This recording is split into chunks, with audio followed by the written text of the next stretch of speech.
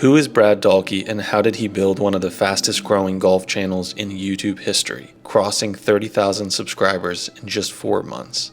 Handpicked by Garrett Clark, Brad reveals why he was chosen to join Good and how he made the decision to pursue YouTube over playing on the PGA Tour. I'm sitting there talking to Quan, all of a sudden Garrett turns around, he's like, hey, do you want to come join? For me, that's one of the most exciting things about joining Good. And it's crazy just watching people play golf. I mean, that's just a crazy idea, but it's so good. If I don't make it through this, then like I'm broke. Welcome to the Golf Clan. I'm Dougie Barnard. This is your home for YouTube golf news. Before we jump into the episode today, if you could take a moment, hit that thumbs up button. Let's try to hit 1,000 likes with this video. That would be fantastic. We have a special episode today, an exclusive interview with Brad Dalke after he has recently officially joined Good and shared his announcement that he'll be moving into the Good house in Dallas. So we have a lot to cover in today's episode. Sit back, grab a hot cup of coffee. Hope you enjoy. Let's bring Brad onto the call. Brad, what's going on? How you doing this morning? Not much. I'm doing well. How you doing? Doing pretty well. Thanks for waking up. I know it's a little bit early, but really appreciate you spending some time with us this morning. Yeah, no problem. Thanks for having me. Of course. Let's start here. You've played in the Masters. You played at Augusta National. For me to start anywhere else would be a crime in the golf space. That's the holy grail. So can you talk to us a little bit about how that happened and what that experience was like? Yeah, I mean, I think it was, obviously Augusta National is Augusta National. It's kind of golf heaven. Everyone and their dog wants to play Augusta National, and obviously playing the Masters is a little different. And it was, everyone always asks me, what it was like. And I'm like, just imagine what you think it'd be like, and that's probably about it. It met every expectation that I had for it. It was unbelievable. I mean, it was a week I'll never forget, and I got to play 5 full days before. So I got the invitation around Christmas time of 2016, and I got 5 full days before the tournament week. So I could go out there and play 54 holes if I wanted to, one day, or do whatever I wanted. So it was, I've been lucky enough to play there probably 15 times now, and it's such an amazing place. Yeah, that was playing the actual Masters was a week I'll never forget. In a recent video on your channel, you played against Bubbie and Steve, and Bubbie had mentioned that you played in the U.S. Open and the Masters, and I think a lot of the Good viewers didn't know that. They don't know a whole lot about your background. So if you don't mind just sharing a little bit about what led up to you playing the Masters of the U.S. Open and just a little bit about your golf background. Yeah, so getting the Masters in the U.S. Open, I was able to get runner-up at the 2016 U.S. Amateur. It was in Detroit, Michigan at Oakland Hills Golf Club, where they've hosted, I think, they've had one Ryder Cup, a bunch of PGA Championships, a couple of U.S. Opens, just a major golf course. And that week was so much fun. Obviously, I wish I'd won it. I lost in the final to Curtis Luck, but I played great golf all week. The final, I finally kind of had a stretch of about 9 holes. I didn't play great golf, but it was an awesome week. It was a long week. The U.S. Amateur, if you make it all the way, I think it's like 8 or 9 days of just a lot of golf, but so much fun. So I got runner-up there. That's how I got into the U.S. Open, into the Masters. And then, with my background, I started playing golf when I was 11 months old. So extremely young. My dad is a big golfer. He played football at OU, but he's a scratch golfer, or at least used to be. And he'd go out in the front yard, I guess, and just chip golf balls about every day, just for fun. And one day I followed him out there with my diaper on and stuck his golf club under my armpit and started swinging away. Apparently, I never missed a ball, even when I was 11 months old. I don't know if that's, I don't know how true that is. I can't remember, obviously, but that's how the story goes. But yeah, just played golf ever since then. Won my first golf tournament when I was 3.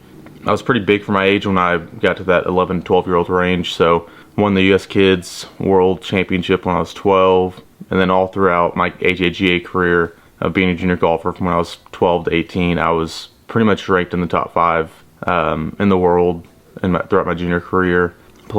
That's where I got to know a lot of the guys that you see on the PGA Tour now. I was really good friends with Scotty Scheffler, Sam Burns, Cameron Young, Davis Riley, a lot of those guys. So obviously it's cool seeing them on the PGA Tour now, playing really well. But yeah, then I committed to the University of Oklahoma when I was 12, actually.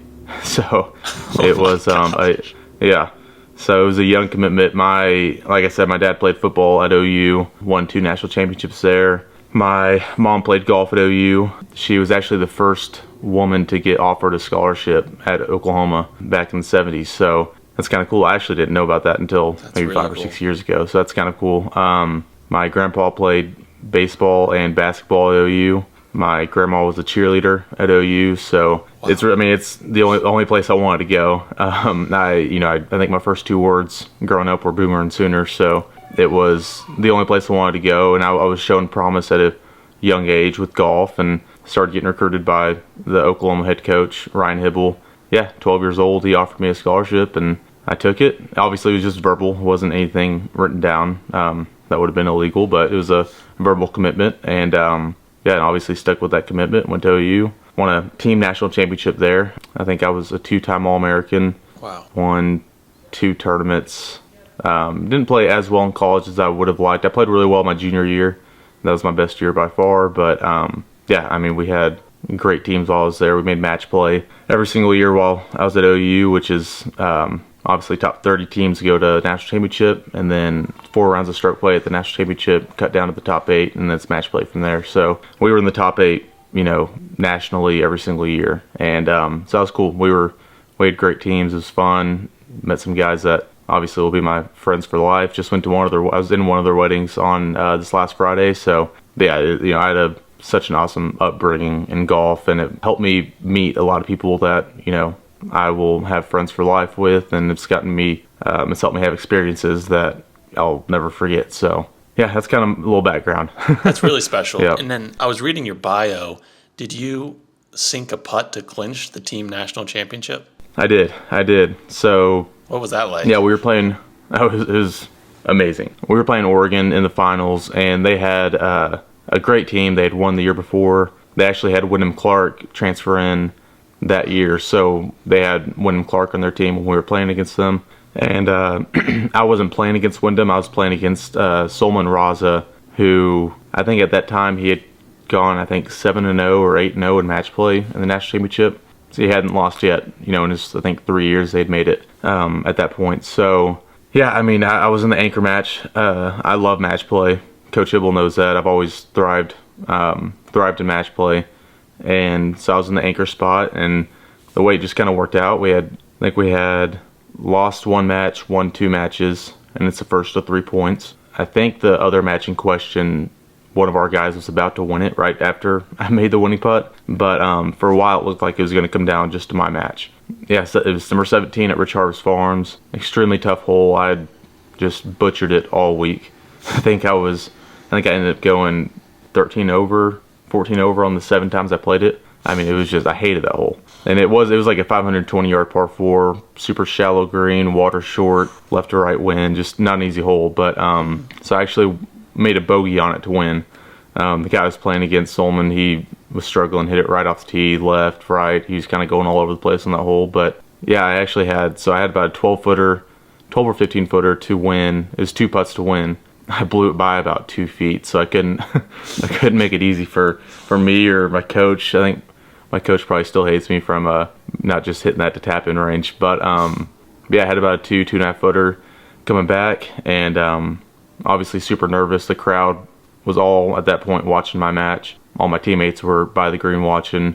Coach there obviously, and hit a good putt, made it, and we went wild for a little bit. One of my teammates, Blaine Hale, who got second at the Good Championship, so some of the viewers might know his name. Yeah. He ran on the green, tried to start a dog pile.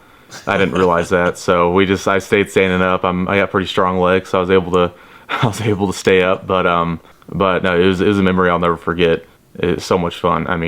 Especially just how much I love OU and how much I wanted to go there, and all the, I'm probably the most diehard OU football fan and OU sports fan there is.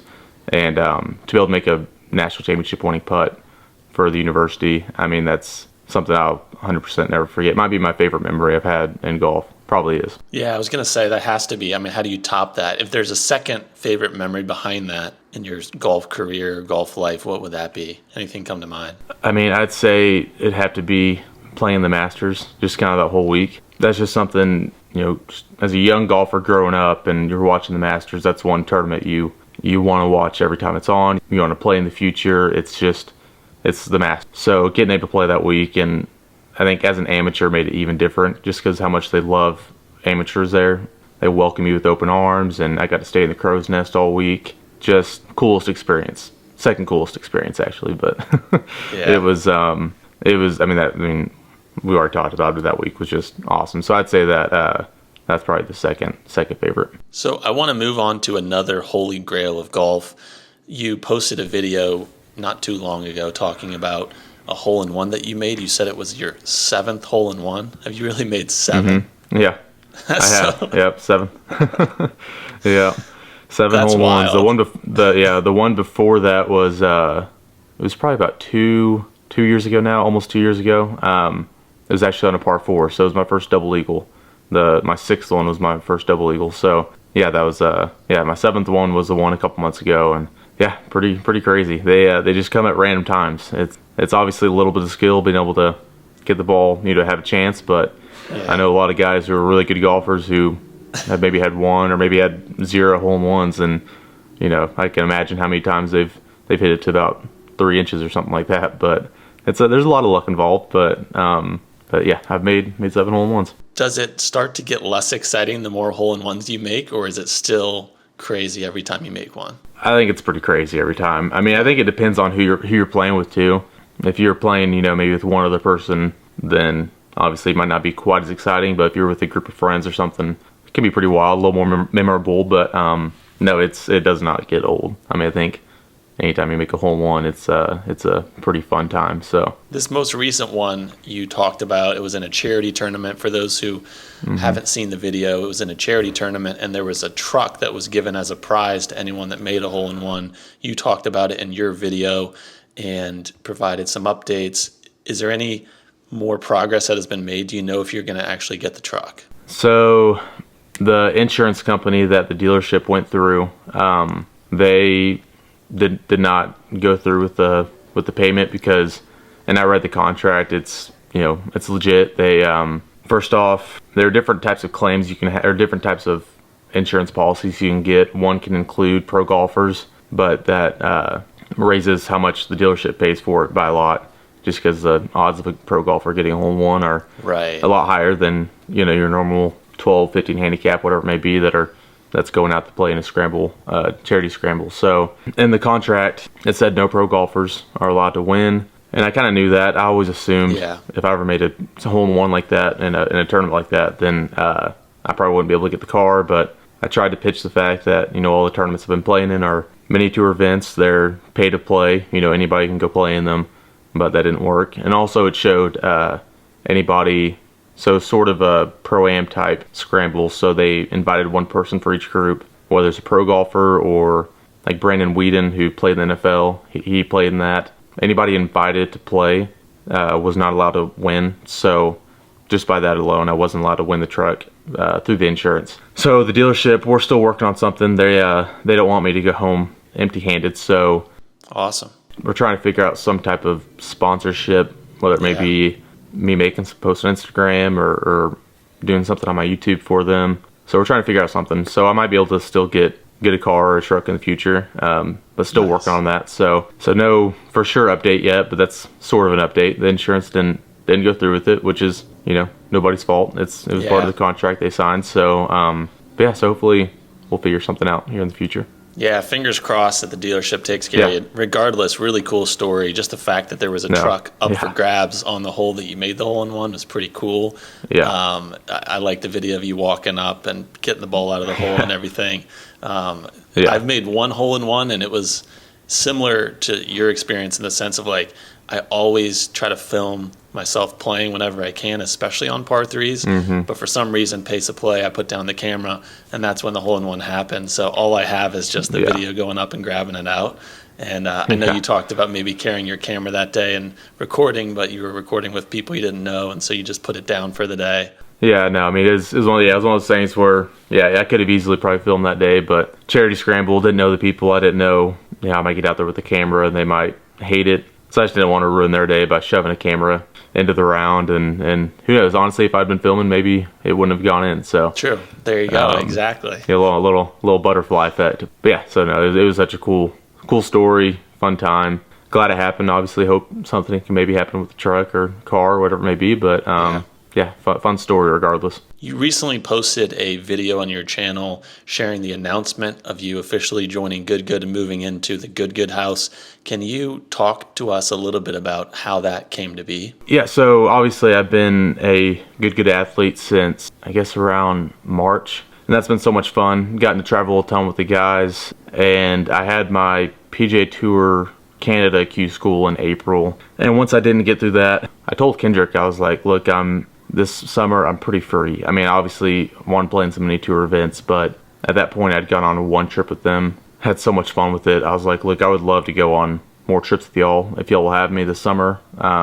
If it's a mini tour event I have to miss or something, that's completely fine. Mini tour events, you're just playing for money pretty much. There's no status involved or anything like that. So I told them that, and that's how I was able to kind of do a lot of stuff with Good this summer. Chicago, UK, Kansas City, got to go on quite a few trips. I think just me going on more trips with them, getting to know them even better, and getting even more comfortable on camera. I think they just kind of saw, I think the viewers started liking me more, just the more comfortable I got with everything, the more comfortable they saw me on camera, just seeing me on camera consistently. So it kind of got to the point where, financially Pro Golf just was not making sense for this year. Some help I'd had the first 4 years of Pro Golf had gone away. This man, obviously I'm not going to name any names, but he helped me out a ton since I turned pro after college, because Pro Golf is not cheap whatsoever. It is extremely expensive, and I had one guy basically helped me out the entire time. Super grateful for that. I mean, he is such an awesome guy, but he finally said, time is up, and I understand it. It's three or 4 years, or I guess it's been 3.5 years at that point, and I had nothing to show of it yet, so completely understood that decision. But with that, financially, I just wasn't in a great spot for Pro Golf. So I was kind of stressing out. I'm in this, kind of no man's land of, I feel like I'm playing good golf. I feel like I have a chance, but, obviously I don't feel comfortable with going to spend, $5,000-$6,000 on Q school, Corn Ferry Q school, if I don't really have that much money to begin with. That's just added pressure. There's already enough pressure in Q school, and then you put in the fact that, hey, if I don't make it through this, then I'm broke. Right. It's a lot more added pressure, and just a lot more added stress. That's just not good for anybody. So I felt this kind of opportunity to ask Kendrick or Garrett or someone, just like, hey, is there any way I could just be a little more full-time with you guys for a year or two, and kind of see where that puts me. If I go a year or two and absolutely loving YouTube golf and just enjoying my time doing that, then maybe I'll just keep doing that. Who knows? Right. But the plan is still to do a year or two of YouTube golf and build up some finances and try to go back into Pro Golf. So yeah, I just mentioned it to Kendrick. He not randomly, he told me he's a member at Oak Tree National, where I'm a member at, and he hadn't been there in a while, so he wanted to come up and play around, and asked me if I wanted to play. So I went and played 18 with him. Afterwards, I just mentioned it to him, kind of the whole idea, like, hey, is there any chance I could be a little more full-time, wanting to get my channel grown, want to just take a little step back from Pro Golf for a little while. He said, yeah, we've actually been talking about some ideas. Well, he said, of course, and he loved the idea, and he's like, yeah, Garrett's actually talked about some ideas for you on the Extras channel and stuff like that, so might even be better if you go full-time with us. But he told me to get back to me later on, and that was right before the UK. And then I get over to the UK, and me and Garrett are walking back from dinner one night, and kind of mentioned it to him. I asked if Kendrick had talked to him about it at all, and he said yeah, and kind of told me some ideas and that he had, and basically it was a done deal. So it wasn't too difficult to kind of get the whole process figured out. I'm excited. I'm super blessed. I'm like I said in the video, Good has welcomed me with open arms into their family, and super blessed and grateful for that. I think it's going to be awesome. I mean, I'm super excited for it. There's still a lot of unknowns. I'm not sure exactly what we're going to be doing on the Extras channel, and I don't know exactly what trips I'm going to be going on, what I'm not going to be going on, but it sounds like I'm going to be pretty involved. I'm excited for that. Yeah, that's amazing. Thanks for some of the background on that. What would you say is the best part about joining Good Good? I mean, I think from a business side, I think Good Good is growing crazy.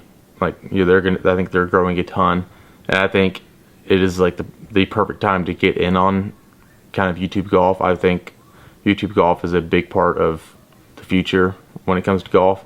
So I think getting in at this time is awesome. And I think it's just their brand, the people that are in it that make Good. They're an unbelievable company with a great idea. And it's crazy just watching people play golf. I mean, that's just right. a crazy idea, but it's so good though. And I think what they do and what they are doing is just on the business side of things, I think is great.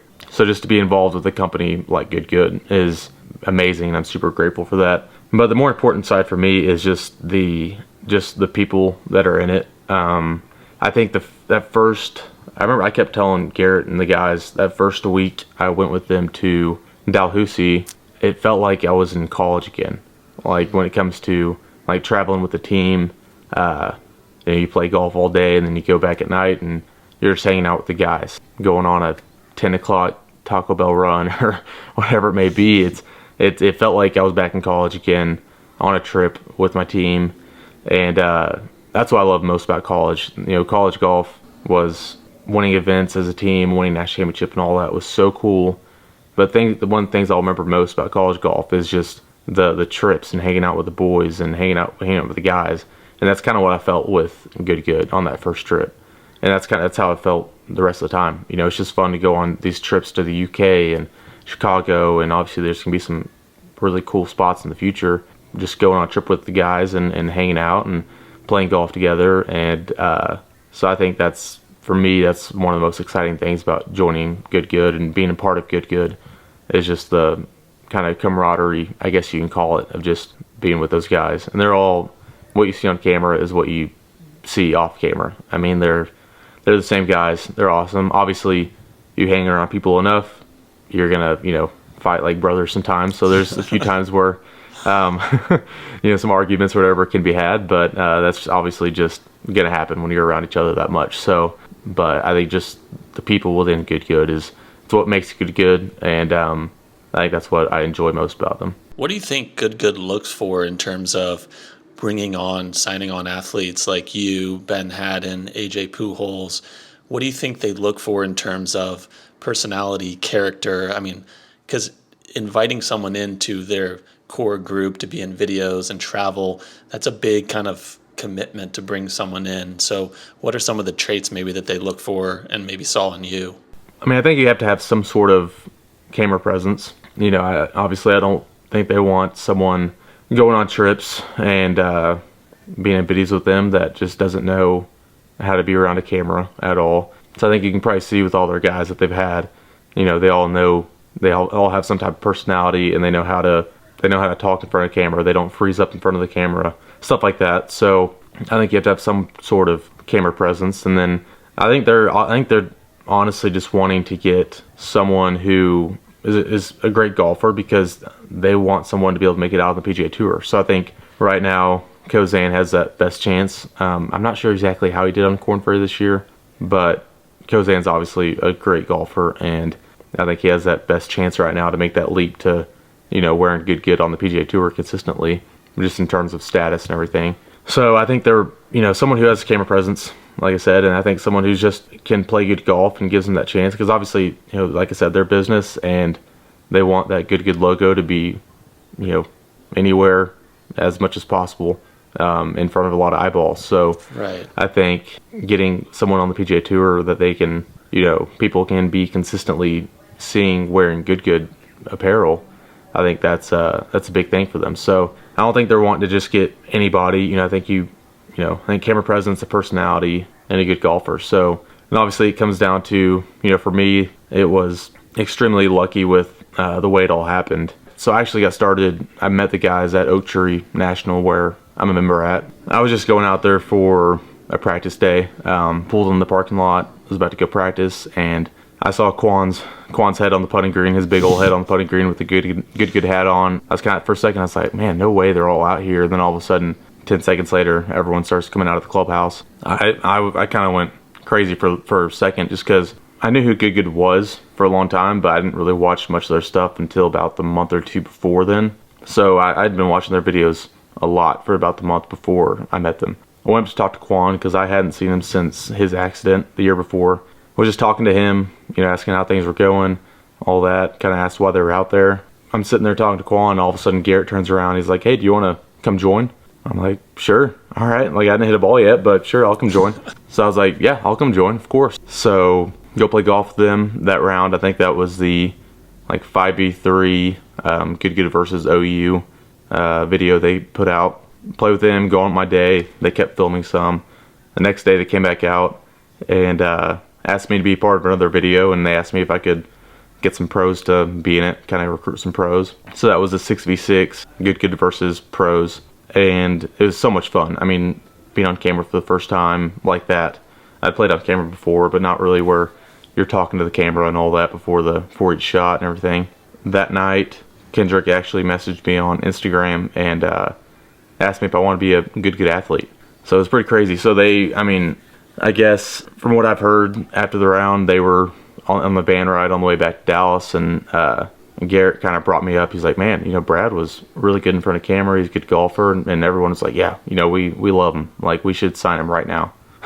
So something I did that day made them feel good about things, and so yeah, he texted me that night, and they got a contract drawn up within the next week, and all of a sudden I was a good athlete. So, but yeah, I'm not sure exactly. Obviously for the channel, for good, I can bring good golf. I don't want to sound conceited when I say that, but I feel like I can bring some good golf to the channel. Challenge Quan to some of those challenges so he doesn't win everything. And but yeah, I think I'm very comfortable in front of the camera. I've been lucky enough to play in front of the camera lots of times growing up and in college and everything. So comfortable with playing golf in front of the camera and really talking to the camera. It wasn't too much of a hassle to begin with, and I'm just getting more and more comfortable with that as we keep filming, keep going on trips. But yeah, I think one thing they like about me a lot is that I'm just myself out there.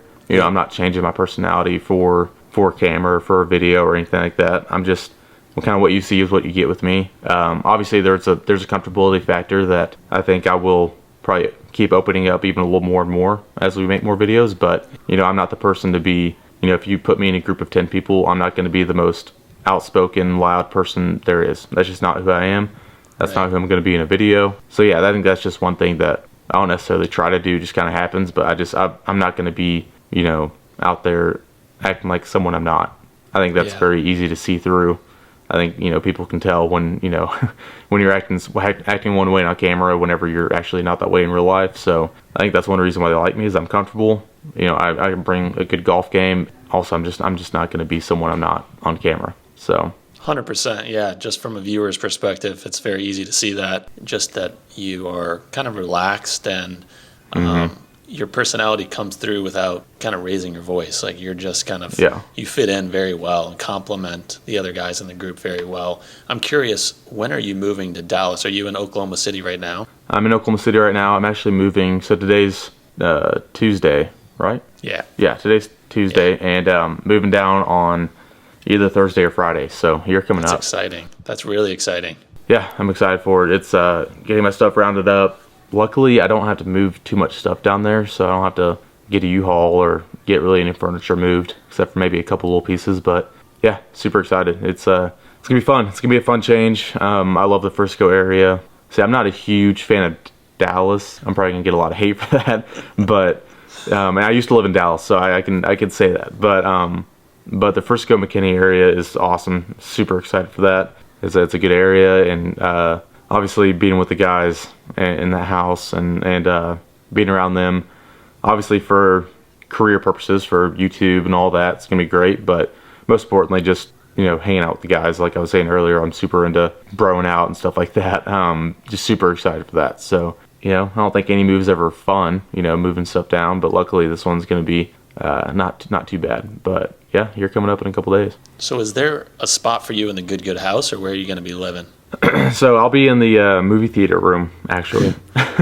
Yeah, I'll be in the movie theater room. So they have 5 bedrooms, and AJ made it be the 5th guy. So AJ was the 5th guy to move in, and then so I'll be the 6th. But movie theater room is actually it could be the best room in the house if I do it right. Wow. So we'll see if I can. I don't know. I mean, it's a big projector. You got a big TV you can watch at night, obviously. But there's a pool table in there, so we'll have to work around that. But no, it'll be good. I think it's got a door also, so that's I think the biggest thing is just for a little privacy when you need it. My dad actually asked me that. He's like, "Does it even have a door?" I was like, "Yeah, it does. It has a door." Movie theater room. The pool table. I don't think I'll be able to move that, so you have to keep that in there. But big room upstairs, right next to Bubbie and Luis's room. Well, their rooms, they don't live together. But it'll be good. You have to do a little makeover maybe up in there, get some new things in there. But I'm excited for it. Yeah, I think shout out Luis's Candy Shop. They have a channel on YouTube. I'm pretty sure they were talking about the movie room and just how dark that room is. So you're gonna have to do a little TLC to get some interior lighting in there. Yeah. There's no windows, so no external light coming in. But actually, basically every time I've gone down there for a weekend or whatever, I've slept in that room because they have a mattress up there, and waking up in the morning can be really tough because it is just pitch black. Right. It could be. I mean, I don't sleep until 11, but it could be 11 a.m. and it could feel like it's 2 a.m. in there. So definitely gonna have to do something about that, whether it's a few lamps or well, whatever it may be. I don't know. I'll have to figure something out. But it gets dark up there, which is great for movies, but maybe not great for. I wanted to make sure you're up by a certain time. So. Are we going to see any, I know on AJ's channel, he sort of documented moving in and the house and decorating his room and stuff. Or are you planning on sharing any of that with the channel? Or are you just going to kind of keep it to the course? I'll probably just keep it to the course, mainly. I was thinking about it. I might do something of... Depends on how good that room looks. Short video. Yeah, exactly. Yeah, if it looks bad, then definitely not. But I was thinking about maybe doing some short video of just a little vlog type thing. But I might not. I might just get my stuff down there and get on with business. But we'll see. I might do a little something. Yeah, I want to talk a little bit about your YouTube channel because I made a video about a month ago. And I think at that time you were around 14,000 subscribers, and it was crazy how quickly you were growing. You shot past 10,000 subscribers. Earlier this week, I think I released a video when you were at 23,000 subscribers. You've just hit 30,000. I mean, does it ever kind of surprise you how quickly your channel's growing? Oh, yeah, it's crazy. I mean, the fact that, I posted a little screenshot last night on Instagram about 30,000. And it says 30,000 in the last 28 days. It was like I've gained 12.8 thousand or something. Wow. I mean, my birthday was August 19th, and that's when I hit 20,000. Posted something on there, and already 9 days later, 10 days later, I'm posting about 30,000. So it's wild. I'm super grateful for it because I know this is not how 99.9% of YouTube channels go. This is not how it happens usually. I was even telling like Garrett and Ben or something one day. I was like, I almost feel kind of bad because I know how like Garrett and Ben and all those guys, they like grinded to be able to get monetized, and then obviously once they kind of caught their break, whether it was 1 or 2 big videos or getting with good or whatever it may be, that's maybe when they kind of really shut off. Some of those guys, I know Garrett's been in it for a long time. He's not that way, but just even getting monetized can take a long time. I think it took me 2 weeks, wow. And then obviously, so I mean that didn't take very long, and then I've been lucky enough to have a couple videos, get pretty big early on, and just being involved with good. I mean, having that many eyeballs on you, even if it's not on your channel, people are going to want to go look up, Brad Dalke on YouTube, find his channel. Oh, that's subscribe, and yeah, I'm just super lucky, super grateful. Like I said, it's not how YouTube normally goes. I completely understand that, but super grateful, and yeah, hoping to keep it going. It's a great start, and hoping to get that thing, to 40,000, 50,000, 60,000. Just keep growing it. So, what does your team look like? Do you have a videographer or editor working with you? So I have an editor, Simon Kang. So he's done, so he works under Max with Good. So I think from what I've heard, he does mainly if Max is kind of overwhelmed or has too many things on his plate. Simon will do like some rough cuts for him for good videos, and so he has experience in being able to, he knows how to do everything when it comes to editing, but this actually is his first time doing After Effects, tracers, things like that. So he's kind of in the same boat as me on some of the stuff. He's still learning on tracers and all that, and but he's doing a great job. I met him at the Good Championship. He was out there helping out with that whole filming debacle that was the Good Championship. The 24 people, whatever it was, all around the place, and getting just hours and hours of footage. But I don't want to call it debacle. That's not the right word. Sorry, Colin. But turned out great. Yeah, so he was out there helping out good with that. So I kind of just got to talking to him out there, and he's a really good golfer himself. So he had heard of me, and we were just talking, and it got to the point where I needed an editor. I was just like, man, I really liked Simon that I met at the Good Championship. I'll reach out to him, and yeah, he's been helping me out. So he's been doing all my videos. He's been doing great. I mean, I think he's starting to do a really good job on tracers and kind of the little things that make a video, kind of gives that video its extra oomph, I guess. Yeah, no, it looks very polished, very clean. Yeah, so he's doing a great job. So super excited with, and I'm planning on working with him for the future. So that's the plan right now. So super excited about that. I think he's doing an awesome job. And yeah, so he's the only one. I'm using Trace Young for thumbnails. So he helps out with Bubbie and some of those other guys with thumbnails, and he does an amazing job. I don't know the whole science behind thumbnails. He's tried to tell me a little bit, but all I know is that it seems like it's eye-catching when he sends me one. So I think that's just number one thing, just an eye-catching thumbnail. So he's doing a good job. But yeah, so Simon and Trace right now, they are editor and the thumbnail maker. So that's the team. You got a good thing going. I wrote down a question that I wanted to ask you earlier when we were talking about the Good Labs. Just one request for you for the Good Extra channel whenever you start that.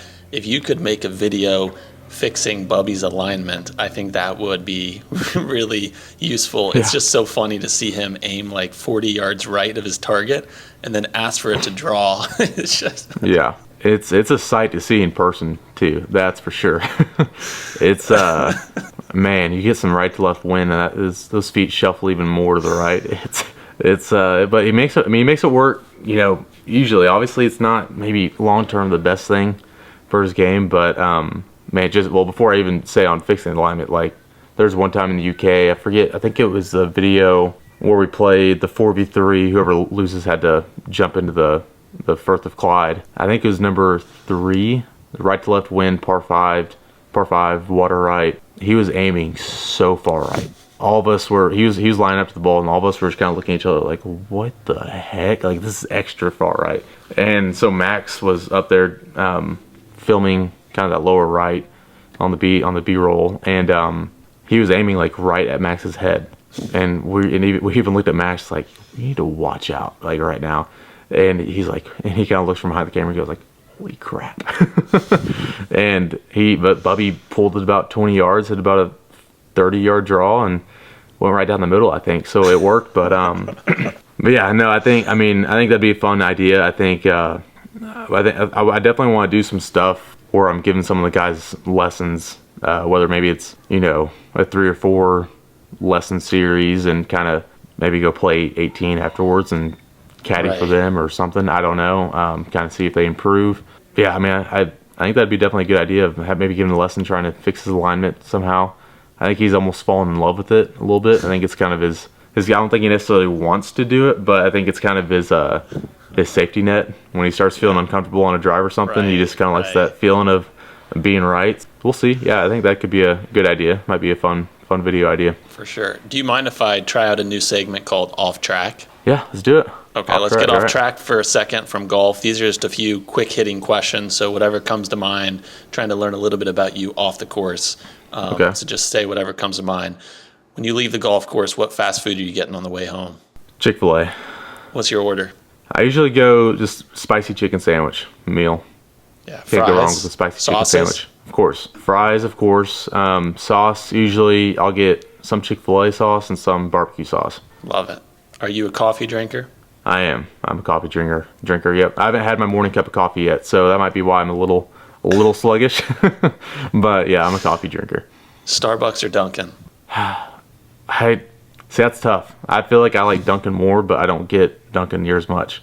I think Starbucks is a little more accessible, but I think when I've had Dunkin', I think I like it more. Yeah, here on the East Coast, there's Dunkin's on every single corner. Yeah. So we don't have Dunkin' much here in the central U.S. Just so feeding the addiction. Favorite movie that comes to mind? Oh man, I'm gonna go Avengers: Infinity War. Ooh. I'm like a Marvel nerd. Yeah, that's how me and Sharf have probably bonded the most over Marvel, because we're both just nerds when it comes to movies. So yeah, I love Marvel movies. So yeah, Avengers, Infinity War, or Endgame. Infinity War was a better movie than Endgame, but Endgame was, for the fans, it was good to see. What TV show are you watching on Netflix? I'm actually not much of a TV show guy. I think the last TV show I watched was probably Yellowstone, which isn't even on Netflix, but it's hard for me to get into a TV show. I've watched a lot where I watched the first episode or two and then I'm just kind of done. But I'd say Yellowstone was the last one I was watching. I don't really have one right now. So any suggestions would be nice. Perfect. Drop a comment. Yeah, what exactly. TV show should Brad start watching? Give him some ideas here to watch in the theater room. I like it. Yeah, I have a perfect room for it now. So yeah, I definitely need something to watch. If your perfect day consisted of golf for half the day and something else for the other half, what would that other half of the day consist of? Oh man, I'd say watching college football, 100%. I'm like the 4 months of college football, and I'm an NFL football fan too. I'm a Cowboys fan, sadly, but college football's different for me. So yeah, for the 4 months of football of the year, it's just a good time of the year. So yeah, I'd say a little morning golf, watch football the rest of the day. How's Oklahoma look this year? Any predictions?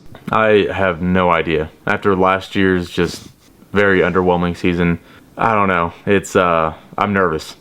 Last year, before going to the SEC, we need a good year this year. So I'm kind of hoping, or expecting the worst, hoping for the best right now. So could be really good. I don't know. Could be terrible. We'll see how. Venable's second year as a head coach. It's a big year for him. So hopefully we can do something this year. So that's going to wrap up the new segment called Off Track. Let's just wind it down here with a couple last questions. You posted a match against Garrett on your channel. What's it like playing against Garrett, and how good is he? It's fun. I mean, he's always a good time to be around. Obviously, he's been doing this for so long. He can make, especially early on when, because those matches I was filming with him, it was kind of the first few matches I was doing on my own channel. So he's able to make someone feel super comfortable, just by kind of being there, just because he's done it so many times. But so love filming with Garrett. So much fun to hang around. But and he's a great golfer. I mean, I think he's one of those guys that I think he has such a good wedge game, such a good short game, streaky putter. But if he can just kind of figure out the ball striking to be a little more consistent, because when he's hitting it good, he's playing great golf. But he also can have days where you just can't seem to find a fairway or hit a green, and that's when he struggles. So I mean, he's a great golfer. He's one that can go shoot. I mean, he shot 65 at Sunflower, not about a month ago or whatever that was. So he can go low when he's on, and I think if he can just find a little bit more consistency with his ball striking, he could be like consistently a really good golfer. So he already is a really good golfer, but consistently wise, just he could kind of go to that next level. But he's got game, that's for sure. For sure. I put out a video ranking the top golfers on YouTube, and I put you in the number 2 slot behind George Bryan of Bryan Bros. Mm-hmm. How do you think you'd fare in a match against George? I think it'd be a really good match. I think it's one of those things where if you do just like a 9-hole match, it could go either way. I think I watched the video with Ben. He was pretty right on the fact that you could go play. Like, I could go play someone, I think he said Bryson, but I think he said Bryson, but yeah, I could go play someone like Bryson or a pro golfer, and I could go win in a 9-hole match, and obviously I look like the best golfer ever, but then I could also go play 3 or 4 handicap, and he plays amazing for 9 holes, I play bad for 9 holes and lose, and all of a sudden I look terrible. So I'd say if you gave me and George, I'd say if you gave us 100 matches to play against each other, I'd say it'd probably be about 50-50, maybe. Wow. I mean, George is obviously a fantastic player, and I feel like I can hold my own a little bit. So, I'd say it's about 50-50, and maybe obviously might lean one way or the other, but yeah, that'd be a fun match. That'd be a fun little series to get going if that'd be possible. So, we'll see if we can for sure maybe do something like that in the future. Any previews for the viewers of what they can expect on your YouTube channel? Anything in the works in the coming weeks or months? Yeah, I'm wanting to get some series going. Trying to figure out who I'm going to do that with right now. Got some good ideas. Possibly something with Bubbie. I know the viewers love Bubbie, and I love playing golf with Bubbie. It's fun to go out there and compete with him too. He's the most competitive guy I've ever met. So and I'm super competitive too, just a little more in a relaxed way, I guess. But so I might get something with Bubbie going.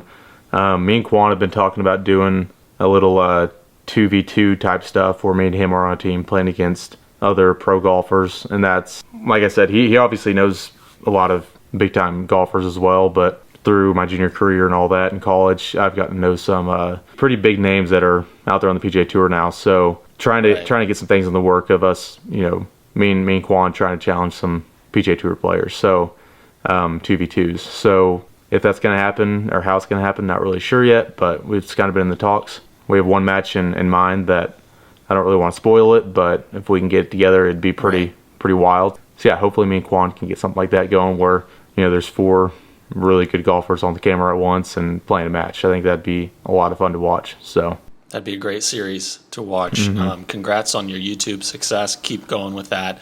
Do you have any last words before we do an outro? No, I appreciate what you're doing. I've been watching your videos recently and love the kind of the format of it. Love just love what you're doing. I love how a lot of the videos, it reminds me of that kind of the Sports Center, like the ticker on the left side. Wow. Thank you, man. I appreciate that a lot. How it shows kind of like what the topics are going to be, and I think it was the old school Sports Center that did that, and I love that format. So, but no, thanks for having me on. I appreciate it. Keep doing what you're doing. It's I think people that watch YouTube appreciate stuff like this a lot, and I think even the guys that are actually in the videos and all that, I think we appreciate it too. So, yes, sir. Thank you. I really appreciate those kind words. I think that the viewers are really going to enjoy a little bit more in-depth, longer conversation, getting to know you beyond just the on-course videos. And you've become one of the fan favorites among the Good viewers. I know a lot of people are very excited about you joining Good, taking a big role in the Good Extra channel, moving to Dallas, and we're going to see a lot of good things from you moving forward. So for all of you watching at home, thank you so much. Please go ahead and give a thumbs up to this video. The goal here is to try to hit 1,000 likes. Do it for Brad for waking up early, spending about an hour with us chatting this morning. Yep. So big thanks to Brad. We wish him all the best on his move to Dallas coming soon. So Brad, thanks so much for your time, and I really enjoyed chatting with you today. Yeah, you too. I appreciate it. Thanks again for having me on. Yeah, let's keep doing this. All right, we'll see you next time. Thanks for watching. All right, see you. That was a great conversation with Brad Dalke. Again, I want to thank Brad for his time. If you enjoyed this video, if you found it valuable, in addition to bumping that thumbs up button, if you could go ahead and hit that red subscribe button, turn it gray, that would tell YouTube you enjoy this type of content and allow me to continue making more videos. Drop a comment down below. Who would you like to see me talk to next? Who do you want to see on this channel? It was great to chat with Ben Haddon. It was great to chat with Brad Dalke. Who do you like to see next? Would love to hear some thoughts down below. Again, I'm Dougie. This is the Golf Clan, your home for YouTube golf news. If you enjoyed this video, you're really going to enjoy this video over here where I break down the latest in the YouTube golf space over the last week. We've had a lot of different videos posted, so this video is going to get you up to date with all things YouTube golf. See you next time.